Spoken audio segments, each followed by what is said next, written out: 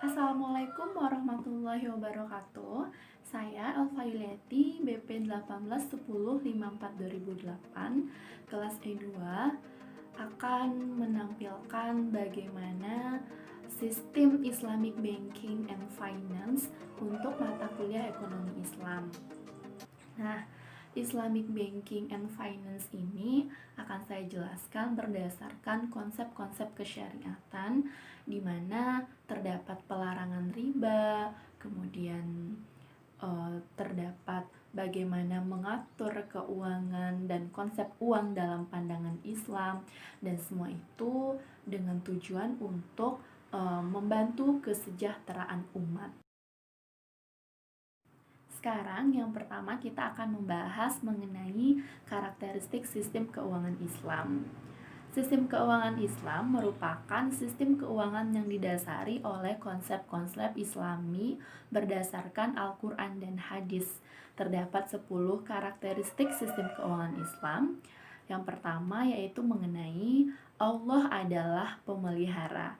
Jadi di sini apapun yang ada di dunia ini, perbankan, keuangan, peredaran uang, kegiatan dan aktivitas ekonomi manusia, semua itu dijamin dan dipelihara oleh Allah. Dan semua berjalan sesuai dengan ketentuan Allah. Yang kedua, Tuhan adalah pemilik sejati dari segalanya, dan manusia hanya wali amanat. Jadi, melalui konsep ini bahwa apapun mengenai keuangan yang ada pada diri manusia, semua itu hanyalah titipan. Berapapun kekayaan yang manusia peroleh itu adalah titipan, karena pemilik sejatinya adalah Allah Subhanahu wa Ta'ala. Kemudian yang ketiga, segalanya diciptakan untuk layanan dan penggunaan manusia. Melalui konsep ini kita bisa menarik pemahaman bahwa apapun yang ada di dunia ini sepenuhnya digunakan untuk kepentingan umat. Begitupun dengan sistem keuangan, harus ada distribusi pendapatan, di mana akan ada transfer pendapatan antara si kaya dan si miskin untuk memperoleh kesetaraan sesuai dengan konsep keislamian, yang tentunya akan membawa dampak yang sangat bagus. Misalnya dengan adanya kesetaraan tersebut berkurang kriminalitas, berkurang kecemburuan sosial, dan tentunya dengan tujuan yang paling utama mendapatkan keridhaan dan pahala dari Allah Subhanahu wa Ta'ala. Kemudian yang keempat, terdapat konsep halal dan haram, di mana konsep keuangan Islam sangat mengatur kehalalan dan keharaman. Untuk halal dan haram sebagai umat Islam tentunya jika prosesnya baik, caranya baik, tujuannya baik, dan itu merupakan kehalalan yang harus kita capai. Sebaliknya, apabila prosesnya itu buruk, tujuannya itu buruk, dan bahkan merugikan pihak lain, nah itu tidak dibolehkan dan masuk ke golongan yang haram. Kemudian yang kelima, terdapat sistem sedekah dan zakat, di mana Islam sangat mengatur dengan nominal tertentu harus dikeluarkan zakatnya, harus dibagikan sedekahnya, yaitu untuk distribusi pendapatan antara si kaya dan si miskin, dan untuk membantu kesetaraan umat. Kemudian yang keenam, larangan kepentingan, di mana Islam sangat menekankan bahwa kita harus ada kebersamaan dan bahkan hingga ke sistem keuangan, di mana kepentingan individu bukanlah hal yang paling utama, tetapi ada hal yang jauh lebih bermanfaat dari itu, mengenai kemaslahatan, mengenai kebersamaan kita membangun ekonomi umat, kebersamaan kita saling merangkul dan bermanfaat bagi sesama manusia. Contohnya dengan sedekah, dengan zakat, kita akan mampu membantu sesama kita. Kemudian yang ke-7, larangan penimbunan kekayaan. Islam sangat melarang untuk menimbun kekayaan. Kenapa? Karena dilihat dari segi ekonomi, dengan penimbunan kekayaan maka nanti akan terjadi perlambatan ekonomik, di mana jumlah uang yang beredar ya akan mentok di situ aja. Namun bagaimana dengan pihak lain? Nah, pihak lain tentu akan sangat memerlukan uang tersebut. Jadi circle perputaran uang itu akan terhambat jika terjadi penimbunan kekayaan. Nah, jauh sebelum ekonomi modern ini ditemukan, maka Islam telah mengatur bagaimana penimbunan kekayaan itu tidak boleh. Salah satunya dengan jumlah nominal tertentu. Apabila seseorang memiliki kekayaan, maka harus disalurkan melalui zakat, melalui sedekah. Nah, itu untuk mencapai dan mengaplikasikan bagaimana stabilisasi keuangan itu tetap terjaga. Kemudian yang ke-8, kebijakan moderasi, di mana segala sesuatu itu tidak boleh berlebihan, dan bahkan dalam menabung pun tidak boleh berlebihan, dalam mengonsumsi pun tidak boleh berlebihan. Nah, Islam mengatur cukup dengan keperluan kita, gunakan sebermanfaat mungkin. Kemudian yang ke-9, adanya kecaman monetisme dan materialisme, di mana hal ini dilarang dalam Islam. Kita tidak boleh memandang bahwa harta itu adalah segalanya, tapi ada hal yang lebih penting dari nominal harta yang kita punya, yaitu apa? Yaitu membagikan kesejahteraan kita kepada orang lain. Misalnya distribusi pendapatan antara si kaya dan si miskin melalui sedekah, melalui zakat. Nah, itu tuh bagaimana Islam mengatur agar kita tidak hedonisme, agar kita tidak melakukan kemewah-mewahan dan menjadi umat yang sederhana namun mampu membawa kebermanfaat bagi umat yang lain. Dan yang ke-10 yaitu kesetaraan dan bukan kesetaraan. Nah, Islam mengatur bagaimana halal dan haram, bagaimana zakat dan sedekah, tujuannya yaitu untuk mencapai kesetaraan umat. Dan apapun yang dilakukan oleh aktivitas ekonomi tujuannya adalah untuk kesejahteraan umat, yaitu memisahkan antara halal dan haram, cukup berjalan yang halal aja, memilih proses yang baik, dan menghindari konsep riba tidak boleh, dan itu untuk mencapai kesetaraan agar terdapat kepentingan bersama dan memperoleh keuntungan secara bersama-sama. Yang kedua yaitu mengenai prinsip sistem keuangan Islam. Prinsip sistem keuangan Islam yang pertama adalah uang sebagai modal potensial.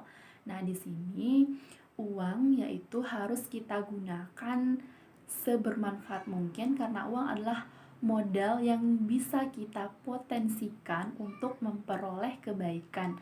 Bukan hanya sekedar keuntungan, tetapi ada kemaslahatan, ada kesejahteraan yang harus kita capai dari hanya sekedar memperoleh profit semata. Kemudian yang kedua, adanya larangan bunga.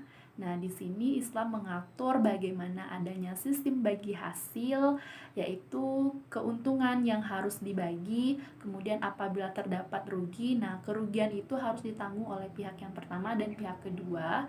Jadi untung sama untung, rugi sama rugi. Kemudian yang ketiga, adanya pembagian resiko. Nah, jika terjadi suatu keadaan yang tidak diinginkan, Islam mengatur bahwa semua itu harus dibagi resikonya. Kenapa? Agar tidak ada salah satu pihak yang dirugikan. Karena Islam sangat memandang kesetaraan, sangat mengutamakan kepentingan bersama. Kemudian yang keempat, kesucian kontrak. Kesucian kontrak di sini Islam sangat mengharuskan apa yang telah kita ucapkan, apa yang telah kita kontrakkan antara pihak satu dan pihak dua memang harus kita jalankan. Kita harus memelihara kesucian itu, kita harus memegang teguh apa yang telah kita komitmenkan, dan istiqomahan kita itu sangat dipentingkan oleh konsep sistem keuangan Islam. Yang ketiga, jenis sistem ekonomi. Jenis sistem ekonomi ini ada 3. Yang pertama, sistem ekonomi kapitalisme. Yang kedua, sistem ekonomi sosialisme atau komunisme. Dan yang ketiga, sistem ekonomi Islam. Di sini kita harus memahami bagaimana konsep masing-masing sistem ekonomi. Yang pertama, sistem ekonomi kapitalisme. Nah, sistem ekonomi kapitalisme ini merupakan sistem ekonomi bebas, di mana kapital, pemilik modal, sepenuhnya berhak menggunakan apapun yang dia inginkan untuk aktivitas ekonomi, dan akan mengacu ke liberalisme yang seharusnya konsep bahwa dibiarkan berdasarkan mekanisme pasar. Namun yang kedua sangat bertentangan dengan liberalisme atau kapitalisme tadi, di mana sistem ekonomi sosialisme atau komunisme ini semua itu diatur oleh pemerintah.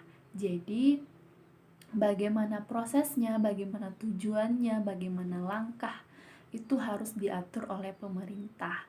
Kemudian untuk sistem ekonomi Islam, yaitu bagaimana Islam mengatur sistem ekonomi itu dengan penuh kebersamaan, mengutamakan kepentingan bersama, disesuaikan dengan hati dan nurani, namun ada distribusi pendapatan di sana. Nah, kita akan mengacu pada yang pertama, yaitu sistem ekonomi kapitalisme. Dilihat dari sumber kekayaannya yaitu sangat langka, yaitu disebut dengan scarcity of research. Kemudian kalau untuk segi kepemilikan, setiap pribadi itu bebas memilih, karena tadi konsepnya untuk kapitalisme atau yang dikenal dengan liberalisme, individu yang memiliki modal banyak bebas melakukan aktivitas ekonomi apa, kemudian tujuan dan gaya hidupnya adalah untuk kepuasan pribadi. Karena tadi dibiarkan bebas, maka tujuannya yaitu untuk kepuasan pribadi. Nah, kalau dilihat dari sistem ekonomi sosialisme atau komunisme, yaitu sumber kekayaannya itu berasal dari scarcity of research, sumber kekayaan yang sangat langka, sama dengan sistem ekonomi kapitalisme tadi. Kemudian kepemilikannya itu berupa tenaga kerja, karena semua itu diatur oleh pemerintah. Apapun kegiatan pemerintah yang menghandle, nah maka sistem kepemilikan itu adalah buruh komunisme. Berarti mereka memberikan konsep buruh karena mereka adalah pekerja, dan semua itu diatur oleh pemerintah, mereka bekerja pun untuk pemerintah. Kemudian dilihat dari tujuannya, yaitu untuk kesetaraan di antara kaum buruh. Jadi ada bagusnya sih komunisme ini, mereka mengutamakan buruh, tapi bagusnya apa? Mereka bekerja untuk pemerintah dan bukan untuk diri mereka sendiri, tapi ada kesetaraan untuk kaum buruh. Nah, ada yang ketiga, yaitu sistem ekonomi Islam. Nah, menurut saya sistem ekonomi yang terbaik adalah sistem ekonomi Islam. Kenapa? Karena Islam mengatur sedemikian rupa bagaimana kesetaraan, bagaimana distribusi pendapatan. Nah, jika dilihat dari sumber kekayaan, Islam mengonsep bahwa sumber kekayaan itu berasal dari Tuhan, berasal dari Allah Subhanahu wa Ta'ala. Kita manusia yang hidup di dunia ini sebagai wali amanat, sebagai pemegang kepercayaan dari Allah untuk melakukan hal yang terbaik dan bermanfaat untuk diri kita dan sesama umat. Nah, untuk kepemilikan, bahwa semua yang ada di dunia ini adalah milik Allah Subhanahu wa Ta'ala, dan kita adalah wali amanat dan dititipkan kepada kita. Nah, tujuan sistem ekonomi Islam adalah untuk mencapai kemakmuran di dunia dan di akhirat. Selanjutnya, yang keempat, yaitu uang dalam sistem keuangan Islam. Yang pertama, kita akan membahas konsep perkembangan uang dari representatif menjadi uang fiat. Nah, pada zaman dahulu, sebelum adanya uang, manusia itu menggunakan sistem barter, di mana terdapat cara transaksi untuk memenuhi kebutuhan mereka dengan cara tukar menukar barang. Namun di kala itu sangat tradisional sekali, dan kebutuhan mereka, keinginan mereka belum seberagam yang sekarang. Seiring berjalannya waktu, perputaran zaman, dan proses perkembangan ilmu pengetahuan, nah dibuatlah uang, yaitu uang fiat, seperti uang kertas yang memiliki nilai untuk memenuhi kebutuhan manusia yang beragam, sehingga dengan adanya uang tersebut mampu memenuhi kebutuhan manusia dan mensederhanakan pertukaran barang tersebut dengan menggunakan uang fiat, yaitu uang kertas. Kemudian yang kedua, peran uang dalam perekonomian. Kita mengambil 3 peran uang. Yang pertama yaitu sebagai nilai tukar. Uang bisa kita tukarkan, misalnya kita ingin membeli motor, bisa menggunakan uang. Kita menukar uang dengan motor. Kemudian sebagai alat satuan hitung. Sama jika kita ingin membeli motor, nah harganya 17 juta, ya kita harus mengeluarkan uang sebanyak 17 juta. Semakin bagus produknya, semakin mahal harganya, maka jumlah nominal uang yang kita keluarkan juga akan banyak. Kemudian yang ketiga, fungsi uang adalah sebagai penyimpan kekayaan. Contohnya apa? Kita ingin membeli berlian, ingin membeli emas, ya kita bisa membelinya dengan uang. Kemudian kita ingin menabung, kita bisa menabung dengan uang. Itulah fungsi uang sebagai penyimpan kekayaan. Selanjutnya yang kelima yaitu faktor produksi dalam kerangka Islam. Nah, faktor produksi menurut Islam yaitu bagaimana harmonisasi tercipta antara manusia dengan alam, di mana manusia yang akan mengelola alam dan alam yang disediakan oleh Tuhan untuk memenuhi kebutuhan hidup manusia. Namun terdapat juga etika-etika dalam berproduksi, seperti harus mengutamakan kehalalan, harus tetap memperhatikan lingkungan, tidak merusak lingkungan, dan sepenuhnya digunakan untuk kesejahteraan umat dalam rangka memenuhi kebutuhan manusia sebagai khalifah Allah di muka bumi ini. Nah, faktor produksi atau input dalam kerangka Islam ada 4. Yang pertama ada tanah, kemudian modal, tenaga kerja, dan wirausahawan. Yang pertama tanah. Tanah disediakan oleh Allah Subhanahu wa taala untuk dijadikan dan diolah dalam memenuhi kebutuhan hidup manusia. Nah, tanah ini dipergunakan seperti untuk mendirikan bangunan, untuk bercocok tanam, dan aktivitas kegiatan ekonomi lainnya. Kemudian yang kedua modal. Modal di sini yaitu segala jenis yang memberikan penghasilan kepada si pemiliknya. Misalnya modalnya apa? Tidak hanya sekedar uang dalam bentuk materi seperti wawasan, ilmu pengetahuan, dan itu tentunya juga modal. Kemudian yang ketiga adanya tenaga kerja. Nah, di sini bagaimana kemampuan kita untuk melakukan produktivitas yang baik, bagaimana manajemen dan pengelolaan kita untuk tetap memperhatikan lingkungan dengan baik dengan mencapai tujuan dari produktivitas itu sendiri, dan bukan hanya mencapai profit saja, tentunya ada mencapai kebahagiaan dunia dan akhirat, mencapai keuntungan, kemudian kebermanfaat bagi sesama umat. Kemudian yang keempat wirausahawan, di mana perbedaan antara tenaga kerja dan wirausahawan. Kalau tenaga kerja kegiatan aktivitas produksi yang bisa digantikan oleh mesin. Tapi kalau wirausahawan memang benar-benar tidak bisa digantikan oleh mesin. Yaitu bagaimana kita melihat peluang, bagaimana kita memikirkan peluang tersebut dijadikan sebuah kesempatan untuk kita melakukan produksi kita, memperoleh laba dan kebahagiaan dunia dan akhirat.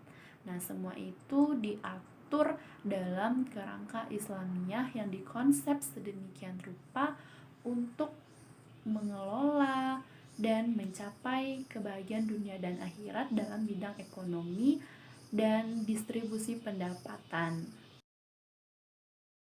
Selanjutnya yang keenam yaitu sifat uang dalam sudut pandang Islam. Nah, sifat uang dalam sudut pandang Islam ini ada 5. Yang pertama yaitu mengenai Islam memperlakukan uang sebagai unit hitung untuk menentukan nilai relatif barang dan jasa. Nah, di sini Islam itu mengatur bahwa uang sebagai satuan hitung. Contohnya apa? Misalnya kita ingin membeli jilbab dengan harga 25.000. Nah, berapa nominalnya? Ya 25.000. Sehingga kita harus mengeluarkan nominal 25.000. Nanti jika kita membeli jilbab dengan dasar yang lebih bagus lagi, misalnya 50.000, ya semakin bagus kualitasnya, semakin mahal harganya, tentu nominal jumlah uang yang kita keluarkan juga akan semakin banyak. Kemudian yang kedua, Islam memandang bahwa uang adalah alat tukar, bukan penyimpan nilai. Nah, di sini seperti alat tukar tadi, kita bisa membeli jilbab ini dengan menukarkan dengan uang kita, tetapi tidak boleh sebagai alat penyimpan nilai. Artinya Islam tidak boleh untuk menimbun kekayaan. Misalnya kita punya uang 10 juta, kemudian kita saving, kita tabung terus-menerus. Kenapa? Itu tidak boleh karena secara tidak langsung kita menarik uang dari peredarannya, sehingga akan membuat kelesuan ekonomi dan akan terjadi perputaran uang yang lamban, dan itu tidak boleh di dalam Islam. Kemudian yang ketiga, semua unit uang dengan pecahan yang sama 100% sama satu sama lain. Misalnya kita ingin membeli unta pada zaman dahulu, tetapi kita hanya punya gandum. Nah, kalau kita tukar satu unta dengan satu gandum, kan memang tidak real kan, karena beda, nilai realnya beda. Unta lebih mahal dari gandum. Nah, bagaimana Islam memandang uang? Ya, uang diciptakan satu ekor unta misalnya 100 dirham, ya kita harus mengeluarkan 100 dirham, tapi satu gandum harganya 1 dirham, ya 1 dirham saja cukup. Jadi tidak bisa kita menukarkan satu unta dengan satu gandum, tapi satu unta dengan 100 dirham atau satu gandum dengan 1 dirham itu boleh. Kemudian yang keempat, ini menjadi berguna hanya jika ditukar menjadi aset nyata atau digunakan untuk membeli layanan. Misalnya nih, uang kita belikan ke aset nyata seperti unta tadi, atau kita mendapatkan pelayanan, misalnya layanan jasa ojek, kita membayar dengan uang, itu diperbolehkan. Kemudian yang kelima, uang tidak dapat dijual atau dibeli secara kredit. Artinya seperti tadi, hampir sama, uang itu tidak boleh menimbun kekayaan. Karena misalnya kalau kita tidak boleh dikreditkan uang itu saat kita berhutang 10.000, nah kita juga harus melunasi utang itu 10.000 di kemudian hari, tetapi tidak boleh mengandung unsur keribaan. Selanjutnya yaitu mengenai prinsip perbankan syariah. Di sini yang pertama, larangan transaksi berbasis bunga. Nah, seperti kita ketahui bahwa konsep perbankan syariah sangat melarang untuk adanya bunga. Di sini Islam menawarkan ada sistem bagi hasil. Nah, itu merupakan suatu bentuk alternatif untuk mencapai keuntungan, pembagian resiko yang tidak merugikan salah satu pihak dan justru akan saling menguntungkan. Kemudian yang kedua, penghindaran spekulasi atau gharar. Nah, di sini spekulasi atau gharar itu merupakan ketidakpastian, penipuan. Jadi dalam perbankan syariah, Islam melarang adanya penipuan, melarang adanya keraguan-raguan, sehingga dalam konteks kontrak yang akan diperbuat oleh pihak pertama dan pihak kedua pada perbankan harus ada titik kejelasannya, harus ada kebenarannya agar tidak ada penipuan yang terjadi yang akan merugikan salah satu pihak. Kemudian yang ketiga, penghindaran penindasan atau zulm. Di sini pada konsep perbankan tidak boleh ada penindasan. Misalnya harus ada saling berbalas kasihan saat terjadi kerugian ditanggung bersama, saat ada keuntungan ada sistem bagi hasil. Nah, kerugian ditanggung bersama dan keuntungan pun dibagi secara bersama. Kemudian yang keempat, ada pengenalan pajak Islamik atau zakat. Nah, di sini ada namanya bank zakat, di mana ada penghimpunan dana untuk menyalurkan zakat kepada yang membutuhkan sebagai bentuk rasa syukur pada dunia perbankan untuk distribusi pendapatan antara si kaya dan si miskin untuk mencapai kesejahteraan umat. Kemudian yang kelima yaitu pembiayaan syariah aktivitas yang disetujui dan terdapat perbandingan sistem perbankan syariah dan konvensional. Nah, kalau sistem perbankan konvensional yaitu menggunakan sistem bunga, tetapi kalau di sistem perbankan syariah tidak ada bunga, mengharamkan riba. Justru sistem perbankan syariah itu menawarkan prinsip bagi hasil, mudharabah, atau penyertaan modal disebut dengan musyarakah, dan ada yang namanya nanti prinsip jual beli barang dengan memperoleh keuntungan atau murabahah, yang pada konsepnya Islam itu tidak membolehkan adanya bunga karena identik dengan riba. Selanjutnya yang kedelapan yaitu model pembiayaan Islami. Ada 3, yang pertama murabahah. Nah, model pembiayaan Islami secara murabahah merupakan akad jual beli di mana harga dan keuntungan itu disepakati antara penjual dan pembeli.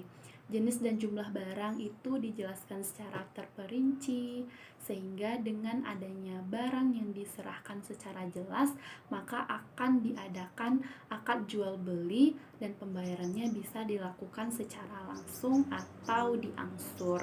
Kemudian yang kedua, model pembiayaan Islami secara musyarakah. Nah, musyarakah di sini yaitu pembiayaan berdasarkan prinsip penyertaan modal. Dan yang ketiga yaitu model pembiayaan Islami secara mudharabah. Nah, pembiayaan ini berdasarkan prinsip bagi hasil, seperti konsep ekonomi syariah yaitu adanya sistem bagi hasil. Jika ada keuntungan dibagi sama rata sesuai porsi, dan jika ada kerugian ditanggung secara bersama. Selanjutnya yang kesembilan yaitu cara pembiayaan Islami. Cara pembiayaan Islami yang pertama yaitu salam dan istisna. Salam merupakan bentuk pemesanan barang. Contohnya umumnya digunakan untuk pemesanan produk-produk pertanian. Nah, setelah pemesanan nanti barangnya juga akan didatangkan. Kemudian kalau istisna yaitu jual beli barang yang dilakukan dengan pemesanan namun memiliki persyaratan tertentu. Kemudian yang kedua, salam dan salam paralel. Yang pertama salam tadi yang seperti saya jelaskan yaitu pemesanan terlebih dahulu, sedangkan salam paralel yaitu menambah mitra salam lagi, misalnya antara pemasok dengan bank, kemudian bank dengan pembeli. Jadi ada 2 mitra salam pada salam paralel. Kemudian yang ketiga, istisna dan istisna paralel. Hampir sama dengan salam paralel, juga menambah 2 mitra kerja dari istisna itu sendiri, tetapi tentunya dengan memenuhi persyaratan-persyaratan yang telah ditentukan. Kemudian yang keempat, perbedaan antara model pembiayaan Islami secara salam dan istisna. Nah, kita lihat dari segi harga. Kalau untuk salam itu dibayarkan saat terjadi akad atau kontrak, sedangkan pada istisna boleh dibayar pada saat terjadi akad atau kontrak, atau bisa diangsur dibayar di kemudian hari. Kemudian dari sifat kontraknya itu, kalau untuk salam, kontrak itu mengikat secara asli karena dibayarkan pada saat terjadinya kontrak, jadi memang mengikat secara asli. Sedangkan kalau sifat kontrak dari istisna itu mengikat secara ikutan, jadi tergantung tabainya. Selanjutnya yang ke-10 yaitu jenis syirkah. Jenis syirkah di sini saya akan bahas 2. Yang pertama syirkah al-aqad, yang kedua syirkah al-milk. Nah, syirkah al-aqad ini disebut juga dengan kemitraan komersial, di mana pada syirkah al-aqad mengandung unsur wakalah dan kafalah. Contohnya misalnya pihak A dan pihak B memiliki motor. Nah, pihak A dan pihak B sepakat untuk boleh motor ini disewakan, dan jika nanti terjadi kerugian, maka kerugian ditanggung secara bersama sesuai dengan porsinya masing-masing. Sedangkan kalau syirkah al-milk yaitu kepemilikan bersama, di mana pada syirkah al-milk ini tidak mengandung unsur wakalah dan kafalah. Contohnya, pemilik A dan pemilik B memiliki motor secara bersama-sama. Nah, apabila pemilik A tidak meridhoi pemilik B untuk menyewakan motor tersebut, maka motor tersebut tidak boleh disewakan karena syirkah al-milk, yaitu kepemilikan bersama, dan harus sesuai dengan persetujuan bersama. Selanjutnya yang ke-11 yaitu suku. Suku ini merupakan sertifikat keuangan di tanah Arab. Nah, suku ini merupakan alternatif pilihan bagi investor untuk memberikan investasinya. Suku ini bukan merupakan surat hutang, tetapi sukuk merupakan bentuk kepemilikan aset yang dapat disewakan. Nah, pada prinsip suku ini nanti juga akan ada sistem bagi hasil, tetapi dengan porsi yang telah ditentukan secara bersama-sama.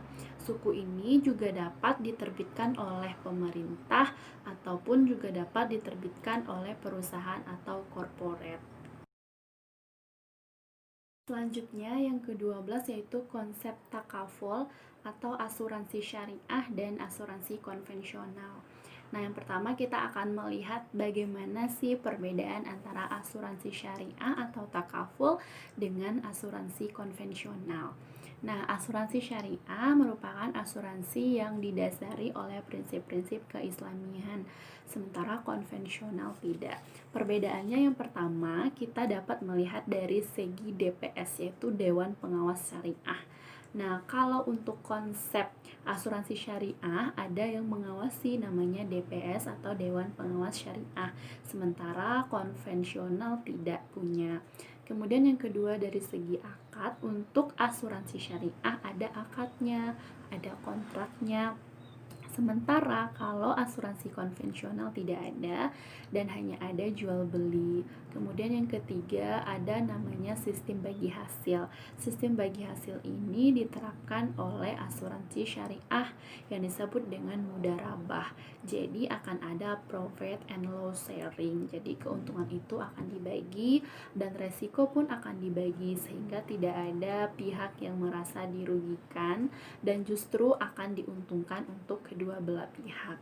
Sementara konvensional bagaimana? Konvensional tidak ada profit and loss sharingnya. Jadi asuransi konvensional tidak menggunakan sistem bagi hasil atau mudharabah. Kemudian kita lihat dari segi dana. Untuk asuransi syariah tidak menggunakan dana hangus. Sementara kalau konvensional ada yang namanya dana hangus. Misalnya ketika kita ikut serta asuransi konvensional pada bulan pertama hingga bulan ketiga dan kita berhenti di tengah jalan, ya kita tidak akan mendapatkan apa-apa karena asuransi syariah memegang prinsip adanya dana hangus. Kemudian yang kedua kita akan melihat bagaimana model takaful itu. Yang pertama, asuransi syariah yang pertama dengan model wakalah.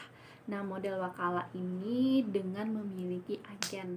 Jadi akan ada agen, misalnya mitra operator dengan peserta akan ada agennya, kemudian akan ada kontrak yang harus disepakati dan akan ada pembayaran untuk agen itu sendiri. Ini disebut dengan model wakalah yang memiliki agen. Kemudian yang kedua ada model mudharabah, yaitu sistem bagi hasil, di mana antara peserta dan operator apabila memiliki profit maka itu akan dibagi hasil sehingga tidak ada pihak yang merasa dirugikan. Kemudian ada yang ketiga namanya model hybrid, yaitu gabungan antara wakalah dan mudharabah, di mana ada agen, iya, ada sistem bagi hasil juga ada. Nah, dengan pengaturan hybrid ini, pihak operator, pihak keagenan itu memiliki hak kepemilikan serta dibayar di muka juga bisa, sehingga ada perpaduan combine antara wakalah dan mudharabah. Nah, sehubungan dengan ini, investasi dan keuntungan juga akan dibagi karena juga memiliki konsep mudharabah itu sendiri. Nah, kesimpulannya Untuk materi Islamic Banking and Finance ini adalah sebenarnya jika kita kupas lebih dalam lagi mengenai Islamic Banking and Finance ini begitu banyak hal yang harus kita kupas dan sangat menarik. Dan untuk Islamic Banking dan Finance itu sangat menggunakan prinsip-prinsip keislamian, ada yang tadi mudharabah, wakalah, kemudian pengharaman riba, kemudian konsep halal dan haram, dan itu Masya Allah kita sebagai umat yang beragama khususnya Islam dan memberikan kepuasan batin bagi kita, dan kegiatan ekonomi akan sangat berpahala bagi kita, akan membawa kebahagiaan dunia dan akhirat apabila kita lakukan menggunakan konsep-konsep keislamian. Dan semoga ilmu pengetahuan yang kita pelajari pada hari ini dapat membawa keberkahan dan menjadi amalan untuk diri saya dan kita semua. Dan presentasi kita telah selesai. Terima kasih untuk perhatiannya. Mohon maaf atas segala kekurangannya. Assalamualaikum warahmatullahi wabarakatuh. See you next time.